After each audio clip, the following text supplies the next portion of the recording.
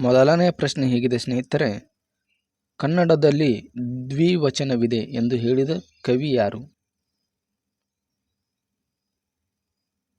ಕನ್ನಡದಲ್ಲಿ ದ್ವಿವಚನವಿದೆ ಎಂದು ಹೇಳಿದ ಕವಿ ತೀನಂಶ್ರೀ ಅವರು. Option 3 is the right answer.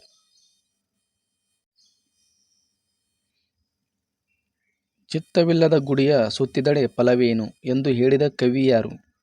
ಬಸವಣ್ಣನವರು, ಕೆ.ಎಸ್. ನಿಸಾರ್ ಅಹಮದ್, ಕನಕದಾಸರು, ಸರ್ವಜ್ಞ. ಚಿತ್ತವಿಲ್ಲದ ಗುಡಿಯ ಸುತ್ತಿದಡೆ ಫಲವೇನು ಎಂದು ಹೇಳಿದ ಕವಿ ಸರ್ವಜ್ಞ. ಆಯ್ಕೆ 4 ಸರಿಯಾದಂಥ ಉತ್ತರ.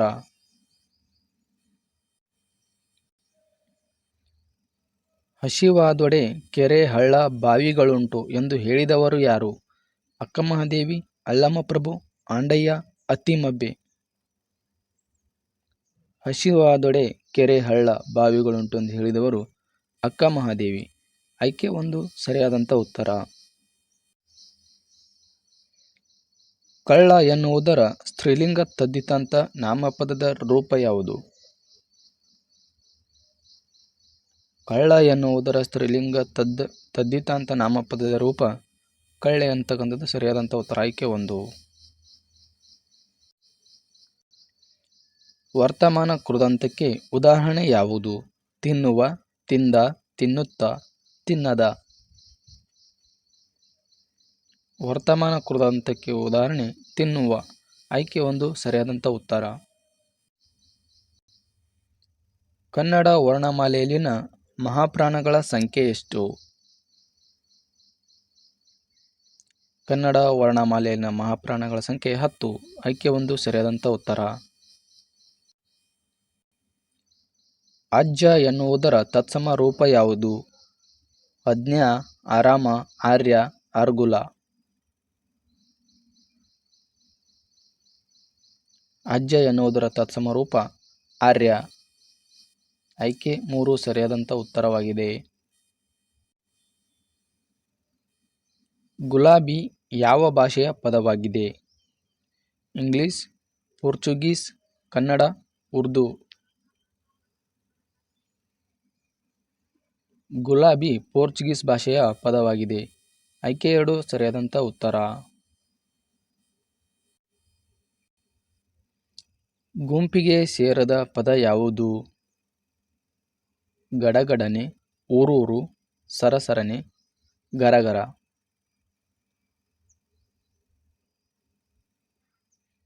ಇದರಲ್ಲಿ ಗುಂಪಿಗೆ ಸೇರದ ಪದ ಯಾವುದಪ್ಪ ಅಂತಂದರೆ ಊರೂರು. ಆಯ್ಕೆ 2 ಸರಿಯಾದಂಥ ಉತ್ತರ.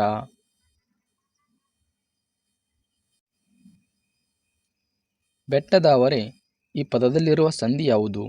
ಯಕಾರಾಗಮ, ಆದೇಶ, ಲೋಪ, ವಕಾರಾಗಮ. ಬೆಟ್ಟದಾವರೆ ಈ ಪದದಲ್ಲಿರುವ ಸಂಧಿ ಆದೇಶ ಸಂಧಿ. ಆಯ್ಕೆ 2 ಸರಿಯಾದಂಥ ಉತ್ತರ. ಈ ಕೆಳಗೆ ಕೊಟ್ಟ ಶಬ್ದಗಳಲ್ಲಿ ಒಂದು ಪದ ಉಳಿದ ಗುಂಪಿಗೆ ಸೇರುವುದಿಲ್ಲ. ಆನೆ, ಕುದುರೆ, ರಥ, ಒಂಟೆ. ಈ ಕೆಳಗೆ ಕೊಟ್ಟ ಶಬ್ದಗಳಲ್ಲಿ ಒಂದು ಪದ ಉಳಿದ ಗುಂಪಿಗೆ ಸೇರುವುದಿಲ್ಲಪ್ಪ ಅಂತಂದರೆ ರಥ. ಆಯ್ಕೆ 3 ಸರಿಯಾದಂಥ ಉತ್ತರ. ಒಂದು ವಿಶೇಷಾರ್ಥವನ್ನು ವ್ಯಕ್ತಪಡಿಸಲು ಒಂದು ಪದವನ್ನು 2 ಬಾರಿ ಪ್ರಯೋಗಿಸಿದರೆ ಅದಕ್ಕೆ ಏನೆನ್ನುತ್ತೇವೆ? ಆಡುನುಡಿ, ಜೋಡುನುಡಿ, ದ್ವಿರುಕ್ತಿ ನುಡಿ. ಒಂದು ವಿಶೇಷಾರ್ಥವನ್ನು ವ್ಯಕ್ತಪಡಿಸಲು ಒಂದು ಪದವನ್ನು ನಾವು 2 ಬಾರಿ ಉಪಯೋಗಿಸಿದರೆ ಪದವನ್ನು ದ್ವಿರುಕ್ತಿ ಎನ್ನುತ್ತೇವೆ. ಆಯ್ಕೆ 3 ಸರಿಯಾದಂಥ ಉತ್ತರ. ಹಳಗನ್ನಡದ ಇವ್ರಂ ಈ ಪದದ ವಿಭಕ್ತಿ ಯಾವುದು? ಸಪ್ತಮಿ, ಪ್ರಥಮ, ದ್ವಿತೀಯ, ಪಂಚಮಿ. ಹಳಗನ್ನಡದ ಇವ್ರಂ ಈ ಪದದ ವಿಭಕ್ತಿ ಯಾವುದಪ್ಪ ಅಂತಂದರೆ ದ್ವಿತೀಯ ವಿಭಕ್ತಿ. ಆಯ್ಕೆ 3 ಸರಿಯಾದಂಥ ಉತ್ತರ. ಅನಿತು, ಇನಿತು, ಎನಿತು ಇವುಗಳು ಹಳಗನ್ನಡದ ರೂಪಗಳು. ಪೂರ್ವ ಹಳಗನ್ನಡ ರೂಪಗಳು, ನಡುಗನ್ನಡ ರೂಪಗಳು, ಮೇಲಿನ ಯಾವುದೂ ಅಲ್ಲ. ಅನಿತು, ಇನಿತು, ಎನಿತು ಇವುಗಳು ಹಳಗನ್ನಡದ ರೂಪಗಳಾಗಿವೆ. ಆಯ್ಕೆ 1 ಸರಿಯಾದಂಥ ಉತ್ತರ. ಮನೆ ಕಟ್ಟಿ ನೋಡು, ಮದುವೆ ಮಾಡಿ ನೋಡು ಈ ಗಾದೆಯು ಈ ಅಲಂಕಾರಕ್ಕೂ ಉದಾಹರಣೆಯಾಗಿದೆ. ರೂಪಕ, ದೃಷ್ಟಾಂತ, ಯಮಕ, ದೀಪಕ. ಮನೆ ಕಟ್ಟಿ ನೋಡು, ಮದುವೆ ಮಾಡಿ ನೋಡು. ಈ ಗಾದೆಯು ದೃಷ್ಟಾಂತ ಅಲಂಕಾರಕ್ಕೆ ಉದಾಹರಣೆಯಾಗಿದೆ. ಆಯ್ಕೆ 2 ಸರಿಯಾದಂಥ ಉತ್ತರ. ಪದ್ಮಜ ಇದರ ಸಮಾನಾರ್ಥಕ ಪದ ಯಾವುದು? ವಿಷ್ಣು, ಶಿವ, ವಿಷ್ಣು, ಬ್ರಹ್ಮ, ಕರ್ಣ. ಪದ್ಮಜ ಇದರ ಸಮಾನಾರ್ಥಕ ಪದ ಬ್ರಹ್ಮ. ಆಯ್ಕೆ ಸಿ ಸರಿಯಾದಂಥ ಉತ್ತರ. ತುಕಡಿ ಎಂದರೆ ಒಂದು ಚಿಕ್ಕ ಸೇನಾ ವಿಭಾಗ, ಚಿಕ್ಕ ಕಡ್ಡಿ ಅಥವಾ ತುಂಡು, ಕೋಳಿಯ ಮಾಂಸ ಅಥವಾ ನಿದ್ದೆ. ತುಕಡಿ ಅಂದರೆ ಒಂದು ಚಿಕ್ಕ ಸೇನಾ ವಿಭಾಗಕ್ಕೆ ನಾವು ತುಕಡಿ ಅಂತ ಕರಿತೀವಿ. ಆಯ್ಕೆ ಎ ಸರಿಯಾದಂಥ ಉತ್ತರ. ಕೊಡಗೂಸು ಎಂದರೆ ಕೊಡ ಹೊತ್ತ ಕನ್ಯೆ, ಎಳೆಯ ವಯಸ್ಸಿನವಳು, ಕೊಡಗಿನ ಕೂಸು, ಮುದುಕಿ. ಕೊಡಗೂಸು ಎಂದರೆ ಎಳೆಯ ವಯಸ್ಸಿನವಳು. ಆಯ್ಕೆ ಬಿ ಸರಿಯಾದಂಥ ಉತ್ತರ.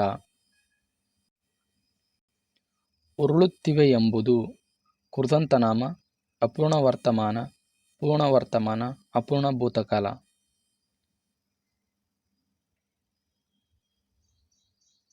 ಉರುಳುತ್ತಿವೆ ಎಂಬುದು ಅಪೂರ್ಣ ವರ್ತಮಾನ.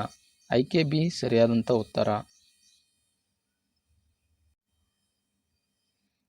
ಕ್ರಿಯಾಪದಗಳು ಪುರುಷ ವಚನ ಮತ್ತು ಲಿಂಗ ಪ್ರತ್ಯಯಗಳನ್ನು ಹೊಂದಿದ್ದರೆ ಅದು ಸಮಕ್ರಿಯಾಪದ, ಅಸಮಕ್ರಿಯಾಪದ, ಪೂರ್ಣ ಕ್ರಿಯಾಪದ, ಅಪೂರ್ಣ ಕ್ರಿಯಾಪದ.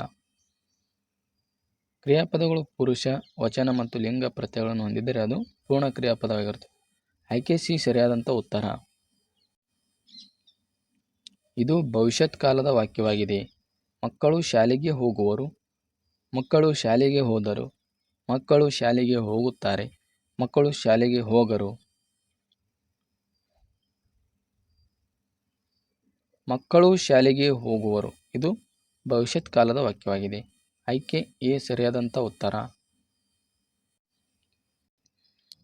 ಬರೆದಾನು ಎಂಬ ರೂಪವು ಇದಕ್ಕೆ ಉದಾಹರಣೆಯಾಗಿದೆ. ವಿದ್ಯಾರ್ಥಕ, ಸಂಭವನಾರ್ಥಕ, ಪ್ರೇರಣಾರ್ಥಕ, ನಿಷೇಧಾರ್ಥಕ. ಬರೆದಾನು ಎಂಬ ರೂಪವು ಸಂಭವನಾರ್ಥಕ ಉದಾಹರಣೆಯಾಗಿದೆ. ಆಯ್ಕೆ ಬಿ ಸರಿಯಾದಂಥ ಉತ್ತರ. ಪನಿ ಎಂದರೆ ಹನಿ, ಹೊನಲು, ನದಿ, ಕಂಬನಿ. ಪನಿ ಎಂದರೆ ಹನಿ ಎಂದರ್ಥ. ಆಯ್ಕೆ ಎ ಸರಿಯಾದಂಥ ಉತ್ತರ. ಕನ್ನಡ ವಕ್ಕಿ ಎಂದರೆ ಕಾಜಾಣ, ಗಿಳಿ, ಕೋಗಿಲೆ, ಪಾರಿವಾಳ. ಕನ್ನಡ ವಕ್ಕಿ ಎಂದರೆ ಗಿಳಿ ಎಂದರ್ಥ. ಆಯ್ಕೆ ಬಿ ಸರಿಯಾದಂಥ ಉತ್ತರ. ಚಾರಣ ಎಂದರೆ ಚಾಮರ, ಸಂಚಾರ, ಚಪ್ಪರ, ಚತುರ. ಚಾರಣ ಎಂದರೆ ಸಂಚಾರ ಎಂದರ್ಥ. ಆಯ್ಕೆ ಬಿ ಸರಿಯಾದಂಥ ಉತ್ತರ. ಸೋಜಿಗ ಎಂದರೆ ಸಂತೋಷ, ದುಮ್ಮಾನ, ಆಶ್ಚರ್ಯ, ಕಳವಳ. ಸೋಜಿಗ ಎಂದರೆ ದುಮ್ಮಾನ ಎಂದರ್ಥ. ಆಯ್ಕೆ ಬಿ ಸರಿಯಾದಂಥ ಉತ್ತರ. ವಸಗೆ ಎಂದರೆ ಉತ್ಸವ, ಒಪ್ಪಂದ, ಆಹ್ಲಾದ, ವಿನೋದ. ಹೊಸಗೆ ಎಂದರೆ ಉತ್ಸವ ಎಂದರ್ಥ. ಆಯ್ಕೆ ಎ ಸರಿಯಾದಂಥ ಉತ್ತರ. ಮಹಿಷ ಎಂದರೆ ಆನೆ, ಹುಲಿ, ಸಿಂಹ, ಕೋಣ. ಮಹಿಷ ಎಂದರೆ ಕೋಣ ಎಂದರ್ಥ. ಆಯ್ಕೆ ಡಿ ಸರಿಯಾದಂಥ ಉತ್ತರ. ಕೆಂಗದಿರ ಎಂಬುದರ ಸಮಾನಾರ್ಥಕ ಪದ ಯಾವುದು? ಚಂದ್ರ, ಸೂರ್ಯ, ಧೂಮಕೇತು, ನಕ್ಷತ್ರ. ಕೆಂಗದರ ಎಂಬುದರ ಸಮಾನಾರ್ಥಕ ಪದ ಸೂರ್ಯ. ಆಯ್ಕೆ ಬಿ ಸರಿಯಾದಂಥ ಉತ್ತರ. ಇದು ಕೃದಂತ ವಿಶೇಷಣಕ್ಕೆ ಒಂದು ಉದಾಹರಣೆಯಾಗಿದೆ. ಮಾಡಿ, ಮಾಡಿದ, ಮಾಡಲು, ಮಾಡಿದರೆ. ಆಯ್ಕೆ ಬಿ ಸರಿಯಾದಂಥ ಉತ್ತರ. ಮಾಡಿದ.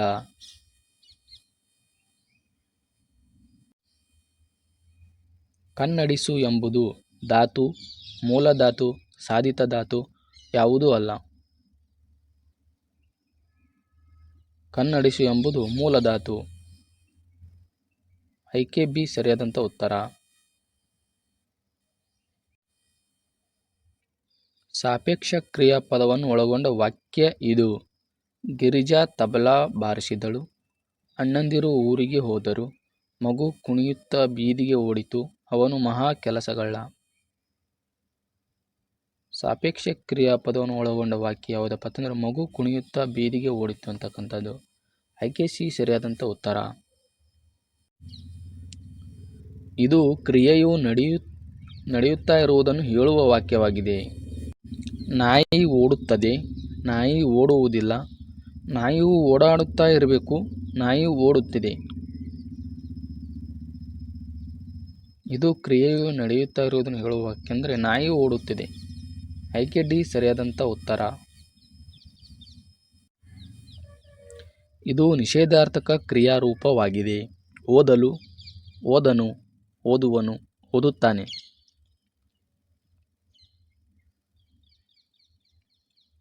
ಓದನು ಅಂತಕ್ಕಂಥದ್ದು ನಿಷೇಧಾರ್ಥಕ ಕ್ರಿಯಾರೂಪವಾಗಿದೆ. ಆಯ್ಕೆ ಸಿ ಸರಿಯಾದಂಥ ಉತ್ತರ. ವ್ಯಷ್ಟಿ ಪ್ರಜ್ಞೆ ಎಂದರೆ ಸುರಿಯುವ ತಿಳುವಳಿಕೆ, ವಿಶಿಷ್ಟವಾದ ತಿಳುವಳಿಕೆ, ಪ್ರತ್ಯೇಕವಾದ ಅರಿವು, ಸಾಮೂಹಿಕವಾದ ಅರಿವು.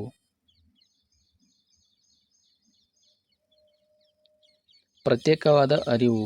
ಆಯ್ಕೆ ಸಿ ಸರಿಯಾದಂಥ ಉತ್ತರ. ಜೈವಿಕ ಎಂದರೆ ಜೀವನಕ್ಕೆ ಸಂಬಂಧಿಸಿದ, ಜೀವಿಗೆ ಸಂಬಂಧಿಸಿದ, ಜೀವಕ್ಕೆ ಸಂಬಂಧಿಸಿದ, ಜೀವನಾವಧಿ.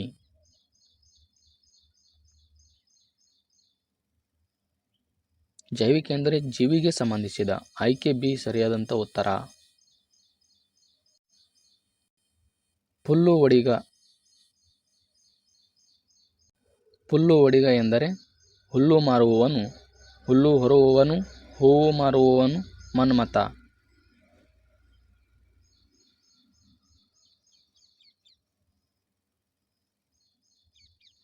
ಹುಲ್ಲು ಒಡಿಗ ಎಂದರೆ ಹೂವು ಮಾರುವವನು. Option C is the right answer. ಚಾತುರ್ವರ್ಣ್ಯ ಎಂದರೆ 4 ಬಣ್ಣಗಳಿಂದ ಕೂಡಿದ, ಚತುರ ಜಾತಿಗೆ ಸಂಬಂಧಿಸಿದ್ದು, 4 ಜಾತಿ ಬ್ರಾಹ್ಮಣ, ಕ್ಷತ್ರಿಯ, ವೈಶ್ಯ, ಶೂದ್ರ, ಪ್ರಕಾಶಮಾನವಾದ ಬಣ್ಣ. ಚಾತುರ್ವರ್ಣ್ಯ ಎಂದರೆ 4 ಜಾತಿ Brahmana, Kshatriya, Vaishya, Shudra. Option C is the right answer. Catharsis ಎಂದರೆ ಭಾವಪ್ರಕಟಣ, ಭಾವವಿರೇಚನ, ಭಾವನಿರೂಪಣೆ, ಭಾವಸ್ಫುರಣ. ಕೆಥಾರ್ಸಿಸ್ ಅಂದರೆ ಭಾವವಿರೇಚನೆ ಎಂದರ್ಥ. Option B is the right answer. ವಿಕಿರಣ ಎಂದರೆ ಕೆದರಿ ಬೀಳುವುದು, ವಿಕಾರ, ಅಂಗಹೀನ, ಬೆಳೆಯುವಿಕೆ. ವಿಕಿರಣ ಎಂದರೆ ಕೆದರಿ ಬೀಳುವುದು. ಆಯ್ಕೆ ಎ ಸರಿಯಾದಂಥ ಉತ್ತರ. ಸ್ನೇಹಿತರೆ, ಇಷ್ಟೊತ್ತು ತಾಳ್ಮೆಯಿಂದ ವೀಕ್ಷಿಸಿದ ಎಲ್ಲ ಸ್ಪರ್ಧಾ ಮಿತ್ರರಿಗೆ ಧನ್ಯವಾದಗಳು. ಹಾಗೂ ಇನ್ನೂ ಯಾರು ನಮ್ಮ ಚಾನಲನ್ನು ಸಬ್ಸ್ಕ್ರೈಬ್ ಮಾಡಲಿಲ್ಲ, ದಯವಿಟ್ಟು ನಮ್ಮ ಚಾನಲ್ ಸಬ್ಸ್ಕ್ರೈಬ್ ಮಾಡಿ. ಮತ್ತೆ ಮುಂದಿನ ವಿಡಿಯೋದಲ್ಲಿ ಭೇಟಿಯಾಗೋಣ. ನಮಸ್ಕಾರ ಸ್ನೇಹಿತರೆ.